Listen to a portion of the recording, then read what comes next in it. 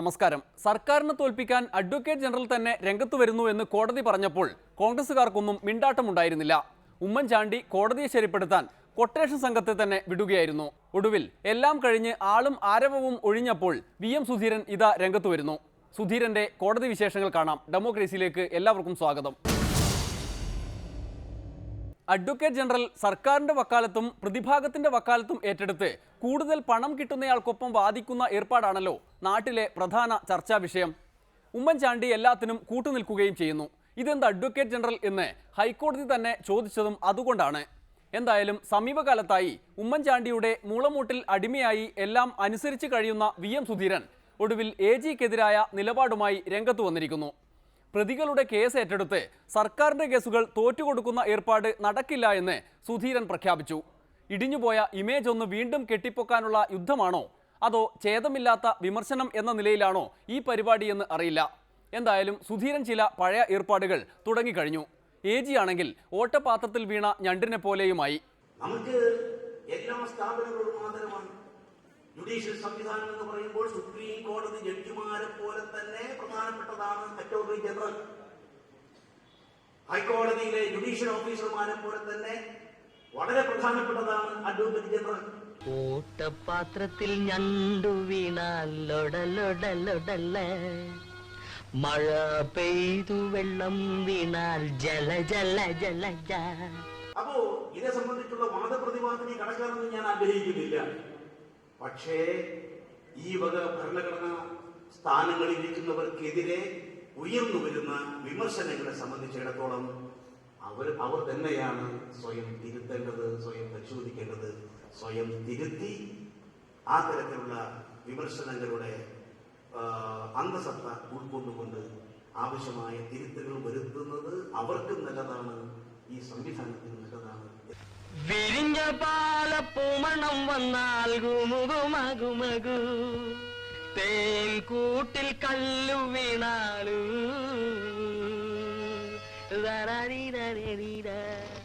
ഔചിത്യം അത് judicial സംവിധാനമായാലും executive government ആയാലും legislature ആയാലും ഇതര ഭരണഘടനാ സ്ഥാനികരായാലും ആ ഔചിത്യം അത് പാലിക്കുക.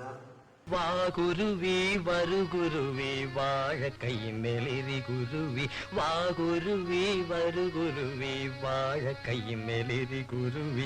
ഒരു സംസ്ഥാനത്തിന്റെ ഒരു ഗവൺമെന്റിന്റെ നയത്തിന് വിരുദ്ധമായി ബാറുടമർക്ക് വേണ്ടി ഇന്ത്യ ഗവൺമെന്റിന്റെ അറ്റോർണി ജനറൽ ഹാജരാകുക എന്നുള്ളത് ഒരു നീതീകരണവുമില്ല. അദ്ദേഹം ആ സ്ഥാനത്ത് തുടർന്നിരിക്കാൻ അർഹനല്ല എന്ന് ആത്മാർത്ഥമായി വിശ്വസിക്കുന്ന ഒരു പൊതുപ്രവർത്തകനാണ്. നാരുതരാം ദിൻ ദിൻ ദിൻ ദിൻ ദിൻ ചകിരി തരാം ദിൻ ദിൻ ദിൻ ദിൻ, നാരുതരാം ചകിരി തരാം അരുതേ അരുതരുതേ. അഡ്വക്കേറ്റ് ജനറലിന്റെ ഓഫീസിനെ സംബന്ധിച്ചിടത്തോളം ഒരു വിലയിരുത്തൽ നടത്തുന്നതിൽ അപാകത എന്തെങ്കിലും ഉള്ളതായി ഞാൻ കാണുന്നില്ല. AGയെ സംരക്ഷിക്കുന്നത് സുധീരന്റെ മുഖ്യമന്ത്രി തന്നെയാണ്. അതുകൊണ്ടാണ് ഹൈക്കോടതി പറഞ്ഞത് ഉമ്മൻചാണ്ടിയുടെ ഏർപ്പാടുകളും ശരിയല്ല എന്ന്. പഴയ ബാർ പൂട്ടൽ കാലത്തേതുപോലല്ലോ.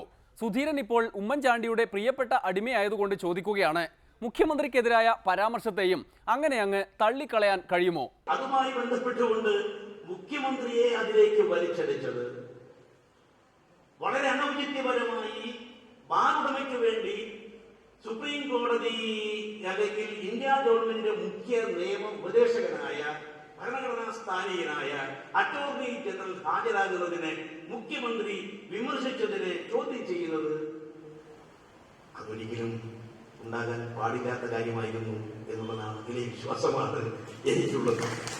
ഓട്ടപാത്രത്തിൽ ഞണ്ടു വീണാലൊടലൊടലൊടല, മഴ പെയ്തു വെള്ളം വീണാൽ ജല ജല ജല.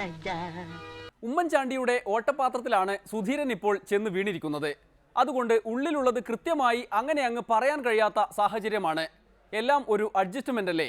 AGക്കെതിരെ പറയുകയും AGയെ സംരക്ഷിക്കുന്നതിനെ വാഴ്ത്തുകയും ചെയ്യുമ്പോൾ ആ അഡ്ജസ്റ്റ്മെന്റിനെ കുറിച്ച് ആർക്കാണ് തോന്നാത്തത്? സുധീരനെ സമാനമായ കുഴപ്പത്തിൽ ചാടിയ മറ്റൊരാൾ കൂടിയുണ്ട് നാട്ടിൽ, സാക്ഷാൽ സുരേഷ് ഗോപി.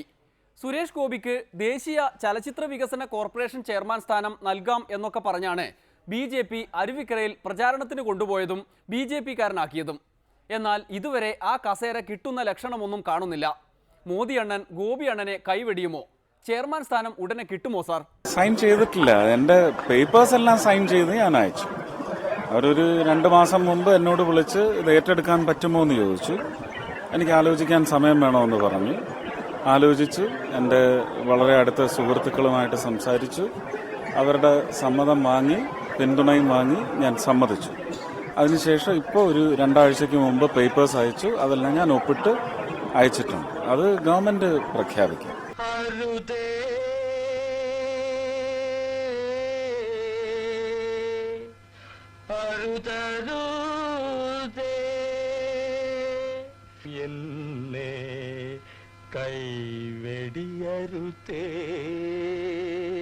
മോദി സുരേഷ് ഗോപിയെ കൈവേടിയില്ല എന്ന് ആശ്വസിക്കാം.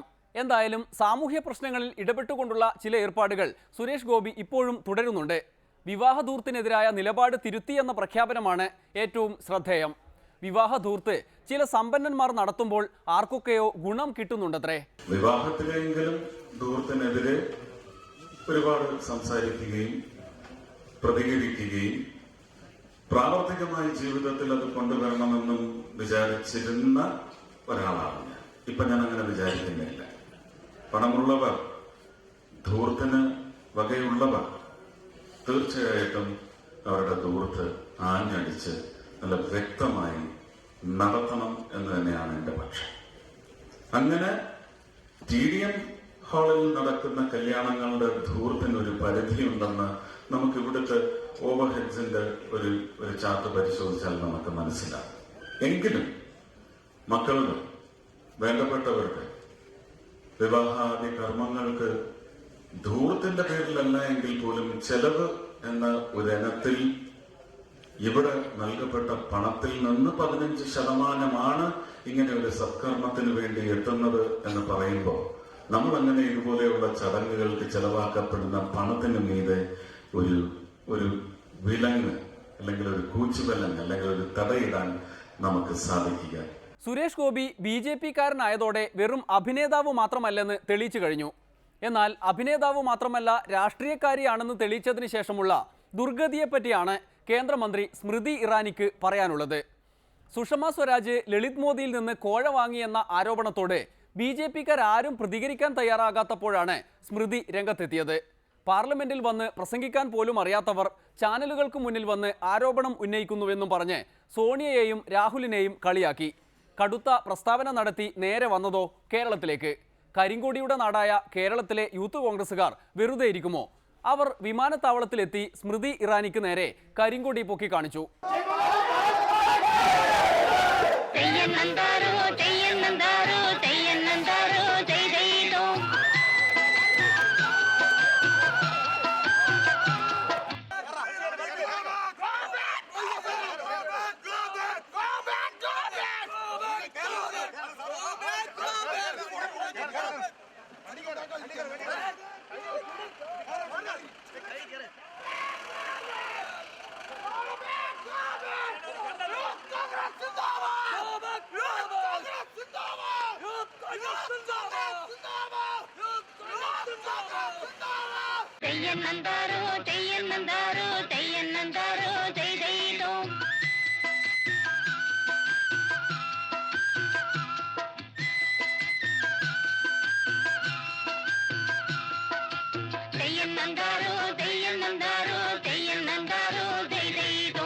Extremely unfortunate that baseless accusations are made for personal political gains.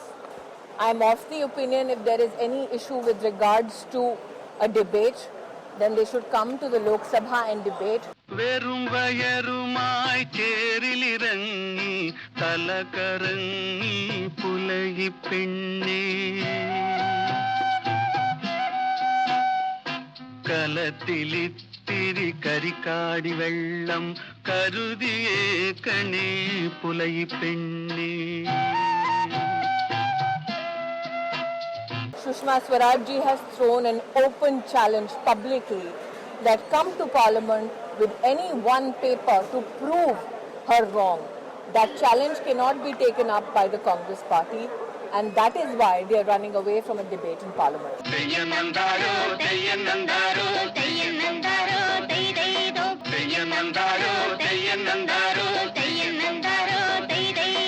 We want a functioning Parliament. Most of our MPs are very much engaged on the issues of people and address those issues on the floor of the Parliament.